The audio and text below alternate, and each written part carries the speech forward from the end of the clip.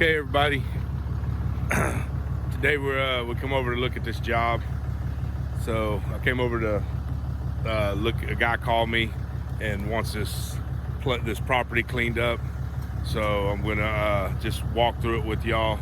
A lot of people ask what the quote on jobs and stuff like that. So this is kind of an idea right here.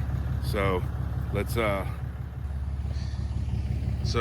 it looks like it's about an acre lot here.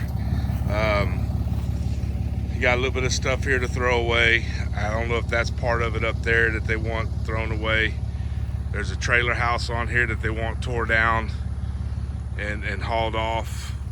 It looks like there's a little bit of stuff over here. Looks like a little burn pile. Trees. Looks like some fence stuff over there. So I don't know how far the property goes over there. There's a bunch of stuff over there. Hopefully that's not part of it. There's a little lawnmower in the trash here. So when I look at jobs like this, man, the biggest thing, a little rabbit.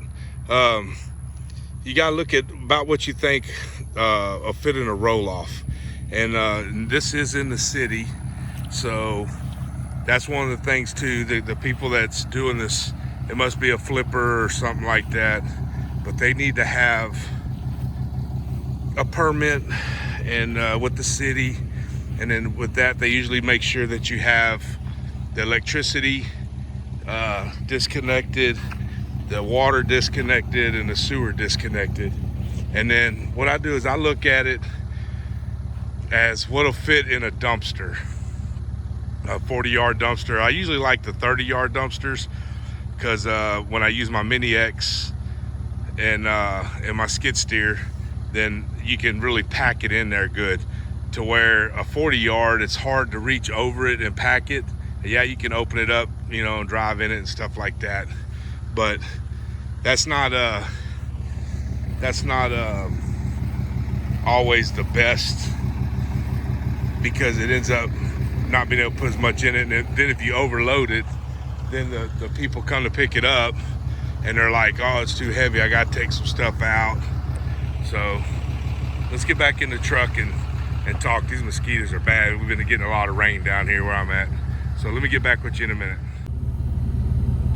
Okay, we got back in the truck. The mosquitoes are terrible, man. They've been real bad. We've been getting a lot of rain. Well, we've been getting rain just about every day for the last couple of weeks. But back to this job. So the way I would quote this is, you can go on, FEMA has a website, and it's FEMA.gov or something like that. And if you scroll through there, they kind of tell you how many like 40-yard dumpsters that a trailer will fit in, or a house will fit in, and then they give you a formula and a calculation that you can use, and this, that, and the other. If it's got, you know, like full of furniture and stuff like that, because that's all, you know, stuff that adds up. But what I do is I look at it and I kind of, you know, figure, you know, how much, like, so the trees over there, let me turn it around so you can see.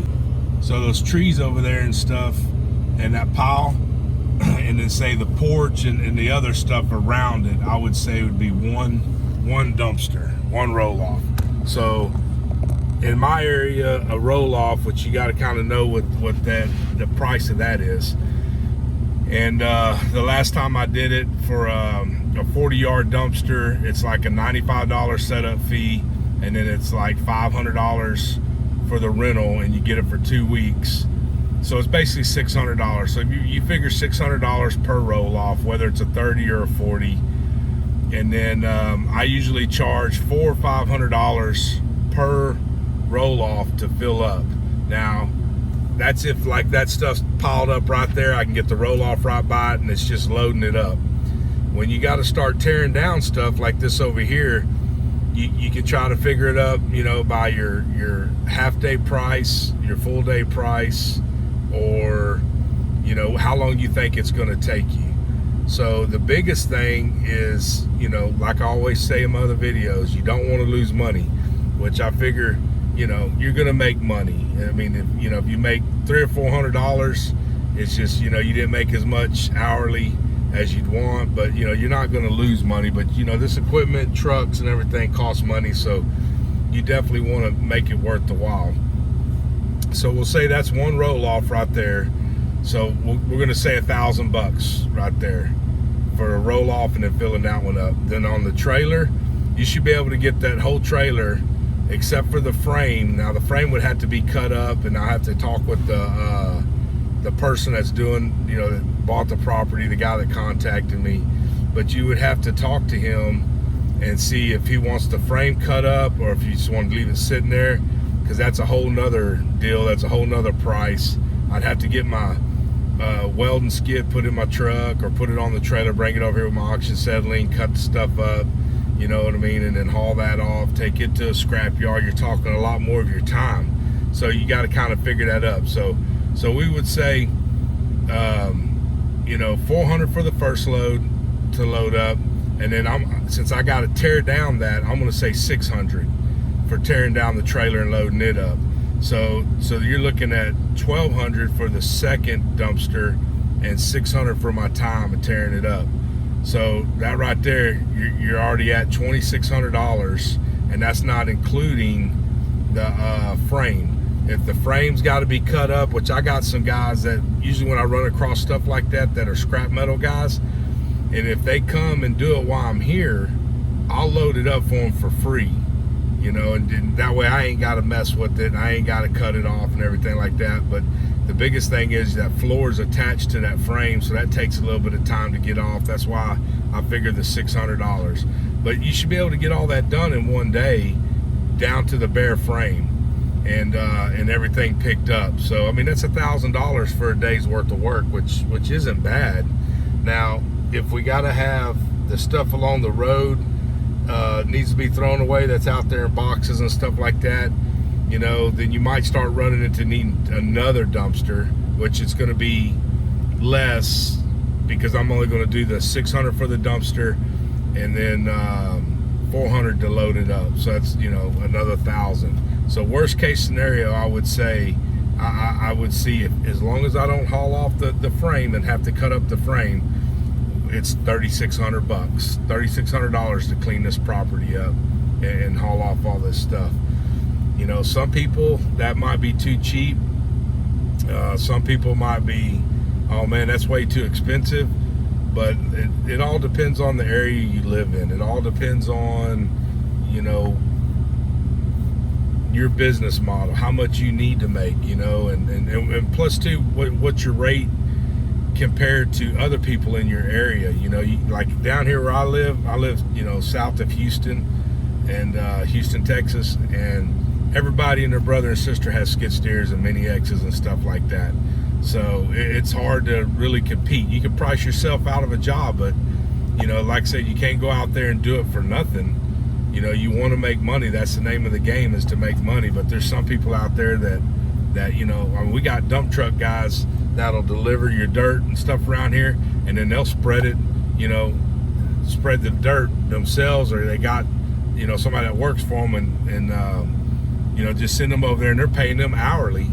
So, they're spreading all that dirt, and it might only be $100 or $150 that day that they pay that guy because that's his equipment, but he made money off of the dirt. So it's hard to compete with stuff like that. So, but anyways, I just wanted to, talk to y'all, and everybody keeps asking us, and sending me messages, what did you charge? So I try to put in there what I charge per job, and some days it's good, like I got a video I put out where I spread 4 loads of dirt around the house, but then I use my power rake. That's kind of a specialty thing, so I charge a little bit extra for that. But I charge them people $500 to do that, 4 or 5 loads of dirt, and then power rake it all out, dress it up in their front yard. And I was done in 2.5 hours, so that's a good deal. You can't beat that. But they're all not like that, Then of course I got my minimum, which is $250. Just if a person wants me to come out and spread 1 load of dirt, that's $250. I mean, I gotta have a minimum, because the time you go hook up to the trailer, sometimes the equipment's on the trailer, sometimes it's not. It's sitting out, you know, at my place where I store them. So by the time I do that, load it up, go to the place, unload it. Yeah, it might only take me 30 minutes, but then I got to take the trailer back, unhook it or unload it. I mean, you done wasted 2 or 3 hours of your time, you know. So that's kind of like, that's why I got to have that minimum, you know, plus your diesel to drive over there, you know, and stuff like that. So, you know, I do the minimum 250, and then some people pay that, and some people are like, oh, no way, that's too expensive. I totally understand. I just have to have that minimum. Then I go do a job, like I've said in my other videos. I try to look at it. If it's going to take me a half a day, then it's $400. If it takes me the full day, and the full day is 8 hours, and that's pretty much around 8 hours the time I leave my shop to the time I get back. I mean, it's, you know, and that's I charge $800. So, you know, I try to do it, you know, it's you know, $100 an hour. I feel like at $100 an hour, if you can continuously get that, then you're not losing money for sure. You're making money, and you know, by the time you pay your equipment, your insurance, you know, insurance is expensive.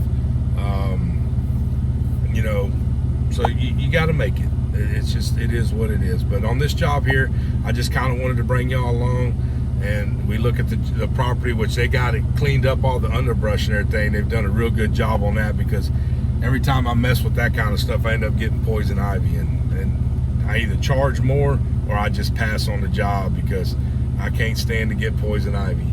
But they got it cleaned up pretty good, and so that's the quote I'm going to give them. 2 dumpsters, $2,600, and that's not cutting up the frame. If we need the 3rd dumpster, then I'm going to tell them that's going to be one of the things. Hopefully we can get it all in 2 dumpsters, but if not, if we need that 3rd dumpster, then it's going to be another, whatever the dumpster fee is, and then my $400 to load it up, whether it's a half a load or whatever, because it's going to be one of them things that I'll have to come back, you know, depending on how the dumpster people are running and picking up and dropping off.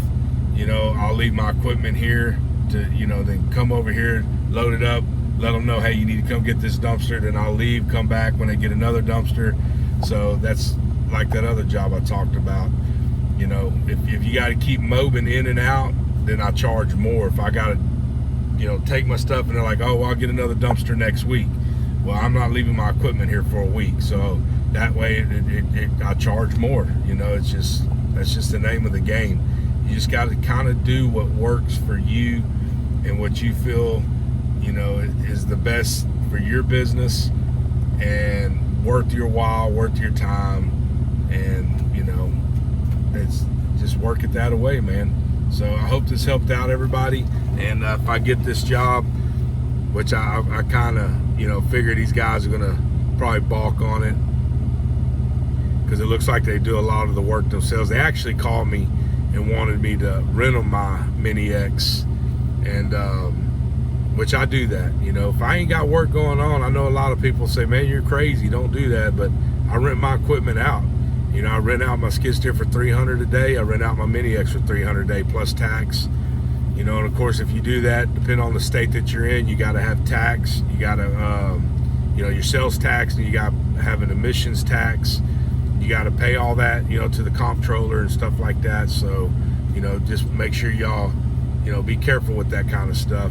And then I have special insurance for that, which costs more, which I got to renew the insurance on one of my pieces of equipment. It's coming up in a couple of months.